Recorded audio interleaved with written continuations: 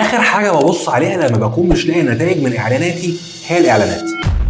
في 3 عناصر اساسيه لاي بزنس اونلاين. العنصر الاول هو الاوفر او العرض اللي انت بتبيعه، ولو انت شغلت اعلانات ولقيت ان نسبه تحويلك اقل من 1% لجمهور بارد ما يعرفكش، فبنسبه كبيره المشكله هنا في الاوفر. العنصر الثاني هو الفانل او المسار التسويقي نفسه. ايه الرحله اللي بيمر بيها العميل المحتمل من واحد ما يعرفكش لحد ما يشتري، مرورا باستراتيجيات البيع المختلفه، بيع مباشر، ويبينار، تليفون، رسائل، فيديو بيعي الى اخره. وهل العميل بيشتري اكتر من مره؟ طب ولما بيشتري منك بيشتري بكام؟ فلو انت الاوفر بتاعك بيبيع بس لسه العائد اللي بيجي لك قليل، هنا بنسبه كبيره المشكله في العنصر الثاني، السيلز فانل. العنصر الثالث بقى هو الاعلانات، وده اخر حاجه انا ببص عليها، او تحديدا ببص عليها لما بكون متاكد ان الاوفر بيبيع كويس وقيمه العميل بالنسبه لي محترمه. ساعتها ببتدي اشوف ايه اللي ممكن اعمله عشان اقلل تكاليف الاعلانات دي. ممكن استهدافات مختلفه، افكار جذابه، هوكس غير متوقعه الى اخره.